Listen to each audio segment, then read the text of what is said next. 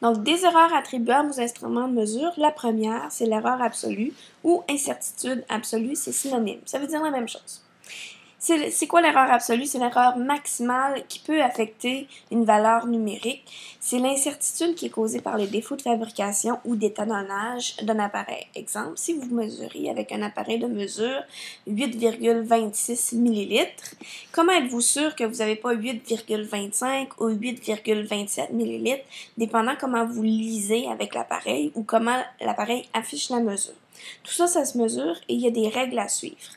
On va symboliser cette erreur-là par le symbole delta, un petit triangle. Par exemple, pour une valeur x, son incertitude absolue est représentée par delta x. Il faut maintenant respecter certaines règles, des normes. La première, le dernier chiffre significatif d'une valeur doit être au même rang que celui de l'erreur absolue. Donc, si on regarde l'exemple de la tension, 8,22 plus ou moins 0,01 volts, alors le dernier chiffre significatif de 8,22 est au centième, donc l'erreur est également au centième, 0,01, c'est des centièmes. Ensuite, on doit placer le signe plus ou moins entre la valeur et son erreur absolue, ce qui est le cas ici, et l'unité de mesure n'est indiquée qu'une seule fois, et ça juste après l'erreur absolue volt. Si on regarde dans le deuxième exemple, la masse 404, plus ou moins, c'est entre la valeur et l'erreur. L'erreur est de 2 et l'unité de mesure kilogramme. On remarque que notre chiffre significatif, le dernier est aux unités, 404, donc le dernier 4. Donc 2 kg doit être à l'unité près. Les erreurs absolues viennent des instruments de mesure. Alors, dépendant des instruments de mesure qu'on utilise, on va mesurer l'erreur de chacun des instruments de façon différente. Si on a des instruments numériques, donc c'est des instruments qui affichent la valeur sur un écran de lecture, par exemple des balances électroniques, des chronomètres, des pH-mètres. Lorsqu'on a ces types d'instruments-là, l'erreur absolue va correspondre de façon générale à la plus petite valeur qu'ils peuvent afficher. Exemple, si j'ai une valeur de 4,3526 sur une balance analytique, l'erreur va être de plus ou moins 0,0001 g parce que ma balance est capable d'afficher 4 chiffres après la virgule. Alors, elle mesure une incertitude de plus ou moins 0,0001 g. Deuxième type d'appareil, ce sont les instruments à jauge unique. C'est des instruments qui mesurent un seul volume très précis de liquide, par exemple des fioles jaugées, des pipettes.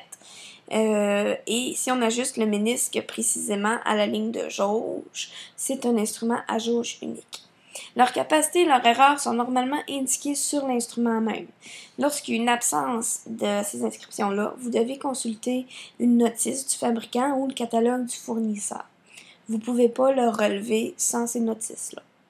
Maintenant, les instruments gradués, c'est les instruments dont on fait la lecture à partir de graduations. Des cylindres gradués, des burettes, des thermomètres, des voltmètres. C'est très, très utilisé dans nos laboratoires. Une première possibilité, c'est des graduations qui sont extrêmement rapprochées. L'erreur à ce moment-là va correspondre à la plus petite graduation de l'échelle. Mais c'est une méthode qu'on n'utilisera pas dans nos laboratoires. On n'a pas des instruments gradués aussi finement. Alors, c'est vraiment à titre indicatif que je vous ai donné l'information ici. Si les graduations sont suffisamment espacées pour permettre une valeur intermédiaire, l'observateur décide lui-même de la valeur de l'erreur absolue qui sera la moitié de la plus petite division de l'échelle si l'écart entre les deux divisions ne permet pas une meilleure estimation, ou une valeur inférieure à la moitié si l'écart entre les divisions permet une estimation plus précise. Et là, je vais être très claire avec vous, nous utilisons toujours la moitié de la plus petite division avec les instruments de mesure qu'on utilise, donc les cylindres gradués et les thermomètres, par exemple. Comment on lit maintenant ces instruments-là? On doit lire le jauge, quand on a un instrument jaugé.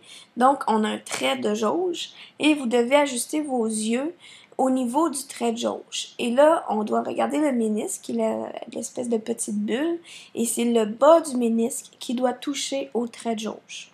Si on regarde ici les deux cylindres gradués, celui de gauche, le bas du ménisque arrive légèrement en bas de la ligne du 53 ml. Donc, on pourrait estimer la mesure à 52,6 ml, 52,5 ml. L'incertitude, c'est la moitié de la plus petite division. Donc, dans ce cas-ci, ma plus petite division, c'est 1 ml. Donc, entre chaque ligne, j'ai 1 ml. Donc, la moitié, c'est 0,5 ml. Donc, j'aurais 52,6 2,5 plus ou moins 0,5 ml. Pour celui de droite, le bas du ménisque arrive directement sur la ligne du 400 ml. Chaque graduation valant 10 ml. Mon incertitude, c'est la moitié de ça, donc 10 divisé par 2, ça fait 5. Donc, j'aurai une mesure de 400 plus ou moins 5 ml. Donc, si on regarde ici, on a des cylindres gradués, on va prendre leur mesure.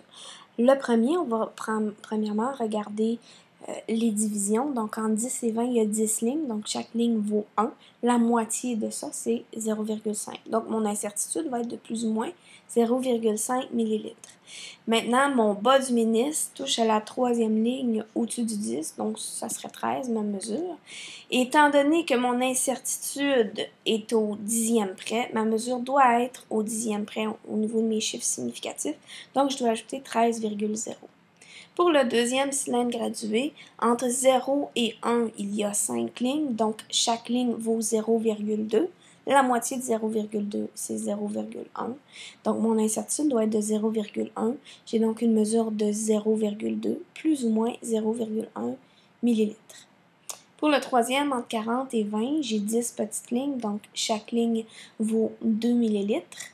Je suis à la 2, 3, 4, 5, 6e ligne. Donc, la mesure est de 32 et plus ou moins la moitié de 2, 1. Donc, 32 plus ou moins 1 ml. Pour le dernier, entre 0 et 10, il y a 5 lignes. Donc, chaque ligne vaut 2. La moitié de 2, c'est 1. Je suis à la ligne qui mesure 8. Donc, 8 plus ou moins 1 ml.